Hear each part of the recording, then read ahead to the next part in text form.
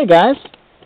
Well, I'm here in the Isle of Capri and a little bit lost, and I kind of asked myself, I wish I had a plan. And even when you're lost when you're traveling, it's also helpful when you have a business. You don't want to be lost. And a business plan is a way to keep you from getting lost. All right? Now, every business needs a business plan. It doesn't matter if you're a new business trying to raise money, okay, from a bank or a venture capitalist or whatever, or if you're a company that's been in business for a long time. It's good to have because it gives people information. Lets you know what it is we're really trying to do, what's the market really like, things like that. It keeps you up to date. Okay, that's why any business should have an up-to-date business plan. It's always growing, it's always changing. Okay, now basically what we're going to do today in this video is go through why you need a business plan and some of the main parts. And we're going to have separate videos about some of the main parts you should have in your business plan. But let's just give you a rough overview. Okay. Now, if you're going to make a business plan because you're looking to raise some money from investors or for a bank and things like that, the investors use your business plan for lots of things. Okay, they look at seeing what it is you're actually doing. Okay, what's the product or service you're going to sell? Okay, why is it so much more special than what's already out there? Because you can say, oh, my product's the best. Yeah, but that doesn't mean you're going to be successful. Okay, the best product doesn't always win. Betamax had Betamax versus VHS, HD DVD versus Blu-ray. Which one's actually better? It's hard to say, but we know who won. All right? So they're going to look at you and say, why is your product or service better? Okay? Also, they're going to say, where will you make your money? Okay? Who are going to be the people that actually buying your product? What's the actual target market out there? All right? Because you can say, oh, everyone could use my product. No, no, no, no, no, no. You need to define the specific market you're going to get. All right? Because it could be that your market is just, you say, oh, it's for anyone that buys food. Well, you know what? That might not be the best. You want to give the people that at the supermarkets that actually buy the food, they need something to make the food fresh. Okay? That's the one that's probably going to buy it first. Okay? So you'll get your real target market. All right? So make sure you're picking out who your real customers are. All right? Also, your business plan will show your expertise. It'll show that you have the information, the background about the industry, the competitors, these kind of things that you know what you're talking about. I mean, think about it. Are you going to invest? Would you invest with me in, mobile communications? Probably not, because I don't know much about that area. So it wouldn't be good to have me. You would invest with someone that isn't an expert, or at least doesn't know a lot about it. Okay, they need to know something. All right. Also, when they use your business plan, it really is their last little thing. Is, do I want to give this guy money? Yes or no? Do we see a future here? Yes or no?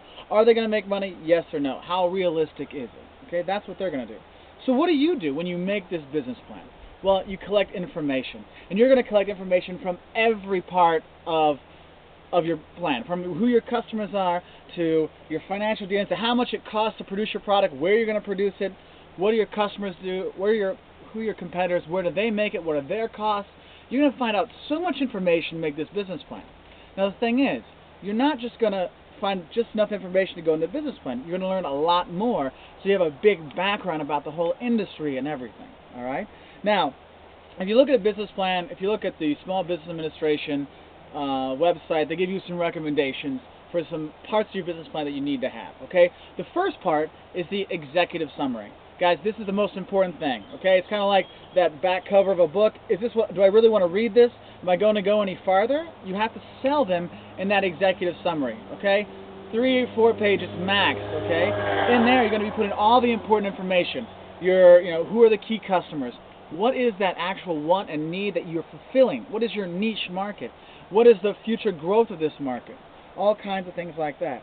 Now, the problem is with this, you have to compact all the important stuff into a few pages, all right, and try to get your selling points. So make sure you figure out what the key things are and you're getting it out there. Because you may say, oh, well, they'll read the whole business plan and they'll find these things out. No, guys.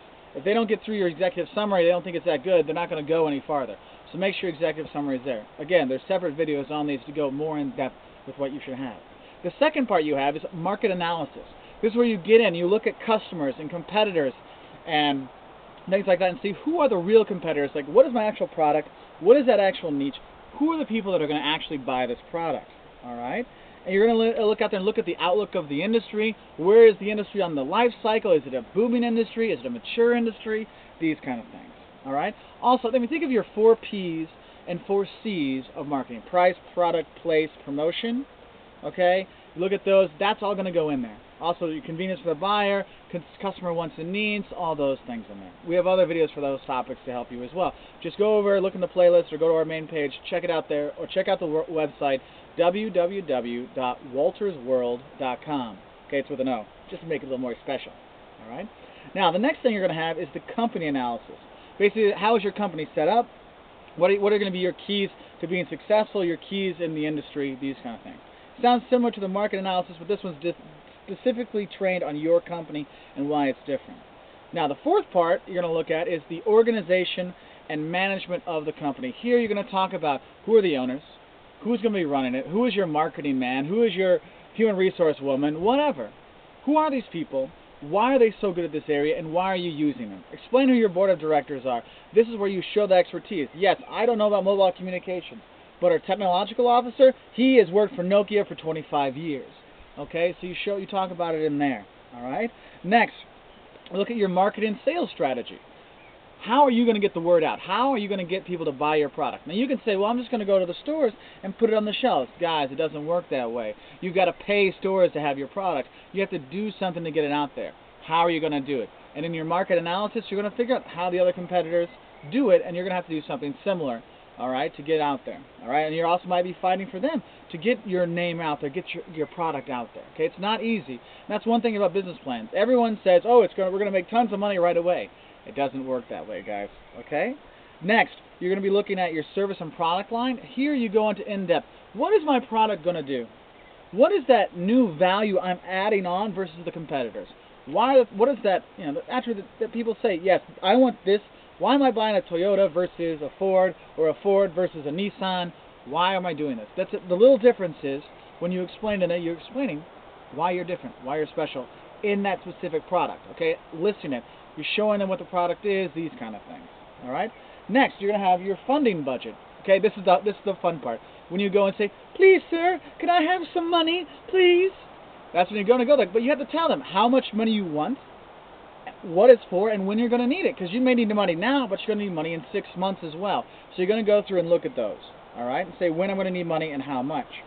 All right. The next part, the financials part. This is one, if you're a new business, you may put in there, oh, we're going to grow 20% every year for eternity. The problem is, guys, you can't grow 20% for eternity. Otherwise, you would be the entire economy of the world. All right? Look in there, be realistic, because you're saying, well, my product's so different, I don't have any competitors. So I'm going to take the whole market. No, there's products that we're serving that same thing. You're not going to get anything out there. Because remember, when you start a business, it's going to take twice as much time, and you're going to make half as much money. So your financials, think about that too, because if you talk to some experts, they say, oh, I like reading, the guy I work with, I like reading business plans because they always make me smile when I get to the financials, because everyone's going to have huge growth, and everyone's going to love the product. Doesn't always work that way. Okay, but you're going to have to put your financial documents in there. If you're already in business, your historical financial documents, and your projections for the future. And the last part is your appendix. In there, you're going to be putting your graphs to show their things, your resumes for your board of directors, your management to show your experts, any licenses, pictures of your products, maybe marketing plans, things like that. That all goes in there. All right. So you put all that stuff together to give yourself a business plan. Now, just watch the other videos. They're going to go more in depth. It's just to give you an overview of all the things you should be putting in there. All right. So this is me signing off from the Isle of Capri. I'm going to go enjoy some more stuff. Bye, guys.